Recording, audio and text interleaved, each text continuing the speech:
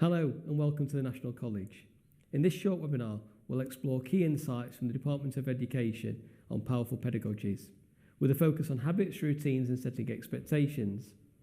It's part of a short series of webinars also covering knowledge that transforms learning, the teacher's role in impactful practice, questions and dialogue that drive learning, insights for self-knowledge and regulation, cognitive approaches for deeper learning, developing oracy and interaction skills, how feedback fuels learning and progress, and finally leading learning as a principal or CEO. My name is Stefan Fusnish and I've got over 20 years of experience both working as a teacher, manager and teacher educator. And I'll be guiding you through today's session. So let's dive in.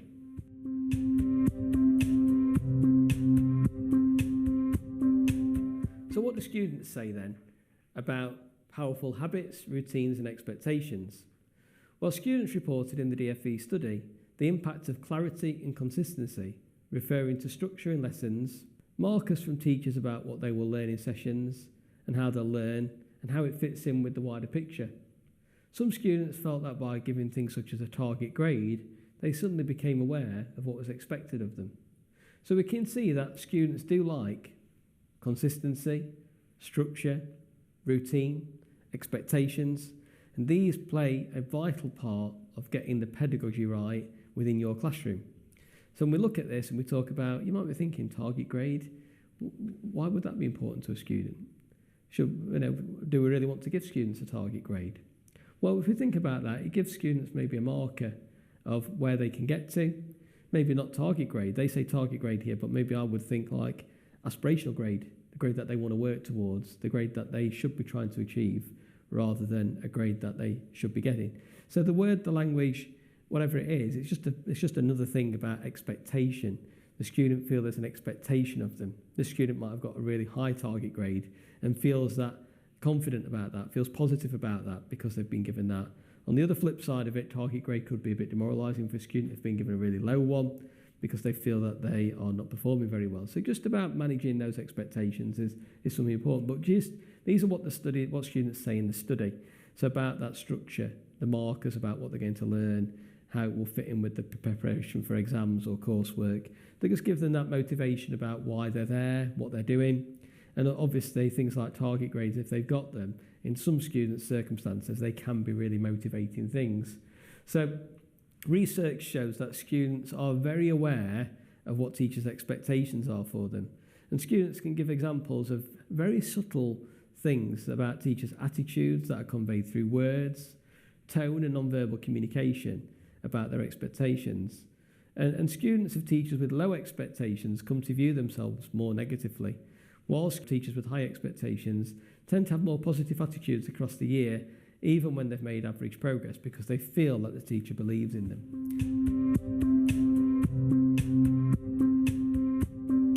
Now, positive attitudes to learning and about themselves as capable learners contribute to a student's achievement. This is often greater within high expectation teachers. So having high expectations is a very important aspect of what when we look at rules, routines, expectations. Those type of things are the things that can drive the student on, provide them to work really hard, to give them the motivation to want to do more. And these are powerful in terms of pedagogy, in terms of teaching. They are tools for the teacher about that communication, that tone, those words.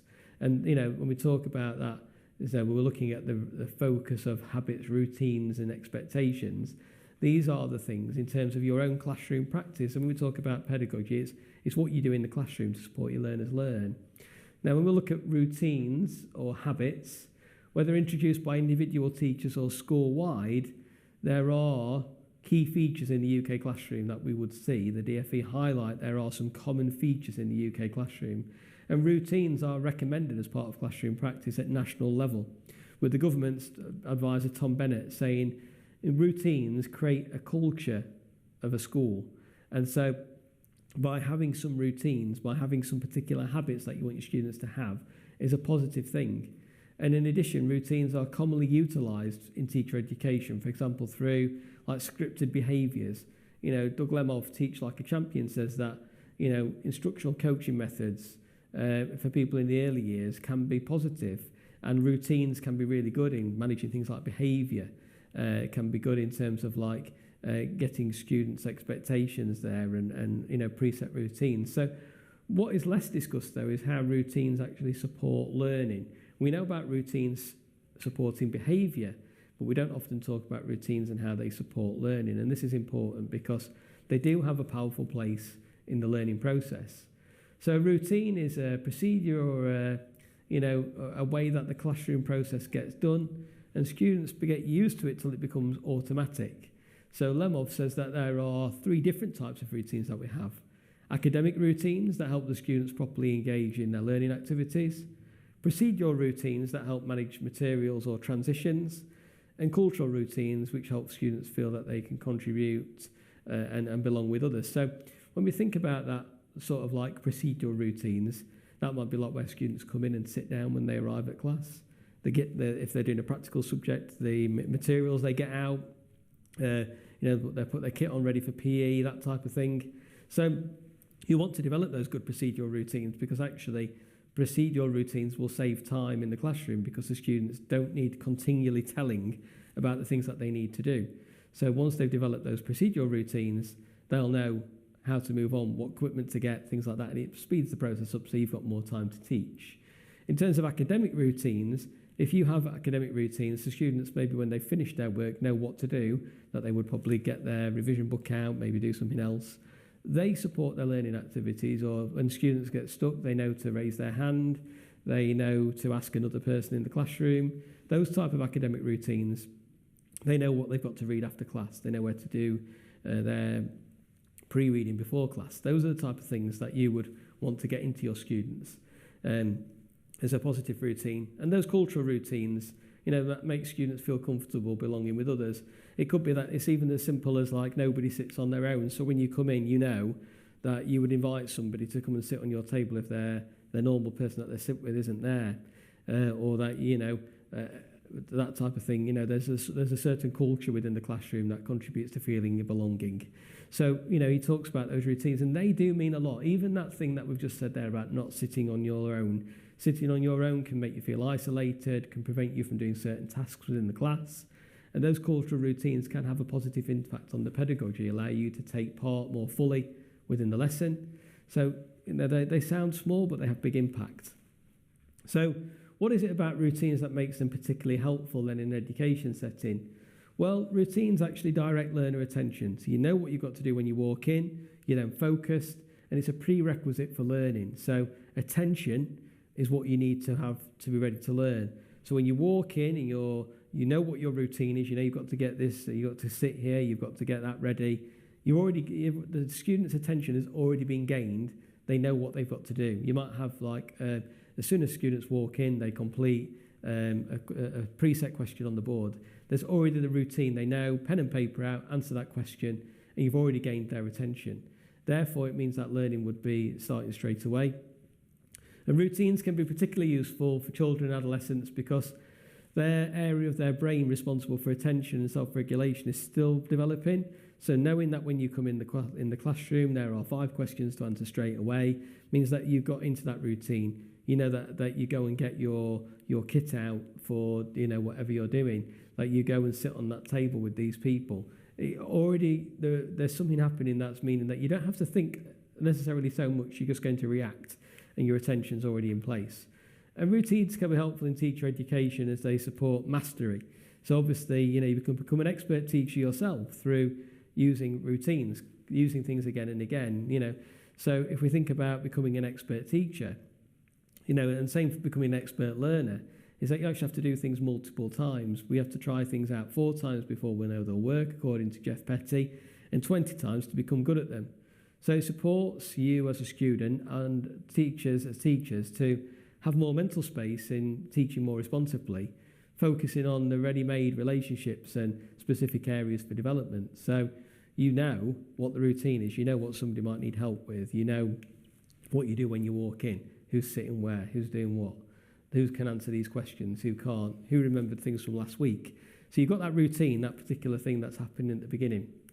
And routines are effectively formed when they're simple, clear, and there's a very easy first action which boosts student uptake and must be explicit, rehearsed for it to get real benefit. So The students know when they walk in, there's already 3 questions on the table to answer. They'll be expecting that when they walk in every time. So it becomes part of an established routine. And it might be that's something that happens throughout the school. If you do it throughout the school, it's sometimes a lot easier to implement. And actually communicating the purpose of this to the students can really support with the implementation of it. So like, why are we doing these questions at the beginning of class? Well, it allows us to recall if we can remember anything from our previous learning. So, rather than authority area and just, you've just got to go and do it. So it's about the students being involved in the practice and that they see the implication on their learning and the benefit of doing this task on their learning itself. So, it's like, for example, the student might question, well, why have we got to get all the kit out for this science experiment? Well, the answer to that is because then I know what different bits of kit are. You can actually go and get the correct information. If you don't know what it is, I need to teach you about what it looks like, where you find it, because then if you're doing part of the task for the students, they're not able to do it themselves. So again, it's about that learning process. So I'm asking you to do this because it helps me check if you actually know, or it helps me understand what you don't know. So they're really important aspects of routines. In terms of expectations, teachers' beliefs about their students in terms of what they can achieve has a substantial impact on learning and progress. And research shows that as well as expectations about individual students, teachers can be identified as having uniformly high or low expectations of an entire class of students. So you can, we've all been there as students ourselves, and you think back to your teachers and you say, oh, he has really high expectations, or he has really low expectations, even as simple as things like, he never expects us to bring our homework in, so don't worry about it. Or if you don't bring your homework in for Stefan, I'll tell you what, he has really high expectations about everybody doing it, and if you don't, you'll probably be under detention, or you'll miss out on going on that rewards trip. And it doesn't, there are students do pick up on those expectations, and it's really important that you have a high ceiling of expectations within reason for your own students, because that will manifest itself in their learning and their behaviours. So high expectation teachers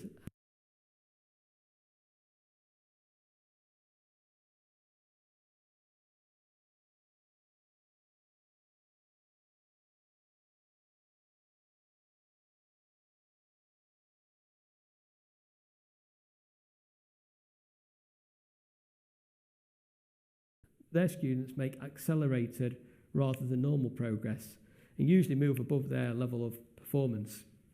So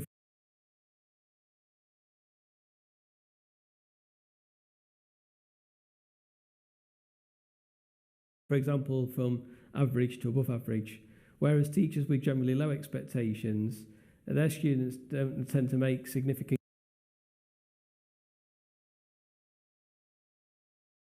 changes in their level of achievement over a year of tuition. And so studies show the effect of teacher expectations are persuasive. So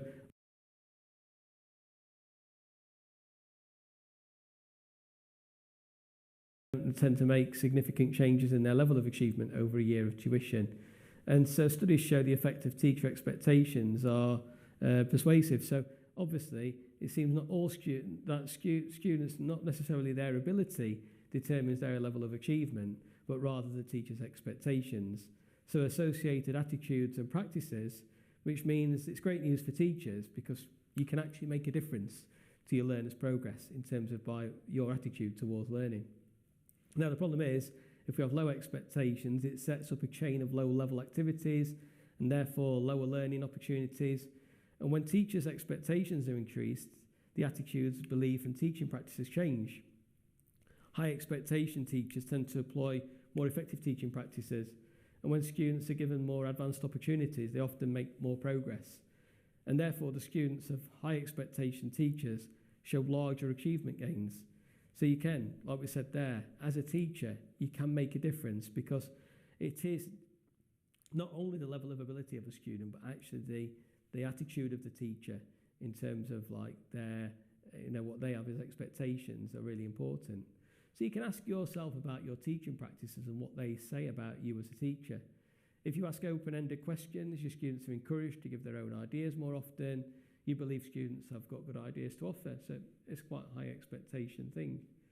You praise correct answers, you focus on performance rather than effort. Your students become performance orientated if they're high achievers and develop avoidance strategies if they have difficulty answering the questions. So sometimes it doesn't support them to understand how they can improve, and actually that's a low practice or low expectation practice. So giving out praise too much is a low expectation practice, because actually you should have expected people to get that answer correct. So if you do lots of formative assessment and feedback develops your learning, so for example, you might give a student a range of possible next steps. We could work on this or we could work on that. What would you like to work on? You're empowering your students to make the progress that they want at exactly the moment that they're ready, which is high expectation practice. If you rephrase questions when students get them incorrect so they get success or they get to have another go at it, it's a guided strategy for success, and we'd say that's a high expectation strategy. Now, if you group students by ability to match the instruction activities that you've got, we used to call that differentiation, it can have an effect on motivation, students feeling like I'm on the table with people who've got the lower, easier worksheet. And the students have less chance to progress. They're constrained by the activities you set for them. That's a low expectation practice, which will manifest itself in the students having low expectations of themselves. If you ask students to work at a slower pace, you repeat information, you're low achievers, then you're teaching to their pace. That's a low expectation practice. You're just trying to keep the other students busy by slowing the pace because they're able to go faster. If you extend high achievers advanced activities, give them things to complete, ask them those additional questions that we talked about, then your high achievers are getting some autonomy, but the low achievers are able to get to do high achievement activities. So, that's something that you could work on, but it tends not to always be that way. We tend to focus on the high achievers, give them extra things to do, and we don't allow all the students the chance to have a go at those extra things, and that becomes a low expectation strategy. So a couple of other high expectation things is that you provide learners with activities and choice. They're able to work at their own pace and maybe work through them. So you believe that lack of achievement may be due to lack of motivation and effort, not constrained by ability. So that's a high expectation teacher. And you provide a clear framework for learning, the intentions and success criteria, so that your students are behaviourally engaged and cognitively engaged and manage their own learning. So that's high expectation practice. Everybody has the chance to do as well. And sometimes I'd say learners have a spiky profile. They might find that they're brilliant in one topic, but not so good in another. And that's why you can't really define people by grouping, homogeneous grouping, where you put people in a level of ability. Because actually not everybody will be brilliant at every single topic or aspect within a subject. So, that's a low expectation strategy. By mixing people up and getting them the opportunity, it's known as adaptive teaching, giving students the chance or adapting your teaching to allow students to progress as high as they possibly can is a high expectation strategy. So when you set individual goals that are specific, regularly revisited and revised to make progress, your students are learning at their pace rather than being constrained by carefully planned progression activities. So we have seen it in the classroom before where, like we said before, you're waiting for everybody to catch up before you move to the next task, or you move on before everybody's got it. That's not what you want. You want students to be able to master the core topics, the core content, and you don't want to move on from a learning outcome until your students have achieved it. Depending on the level of the outcome that they reach will be depending on their ability or their task, but you should have a core outcome that you want everybody to be able to get to. If you have those individual learning goals to get your students engaged, intrinsically motivated, and developing that independence, so they're working as the pace or the level that they're possible to, that's high expectations. And those, like we said, those routines, those expectations, those habits, both as a teacher and as a student, are really important to getting the best of in terms of their progress.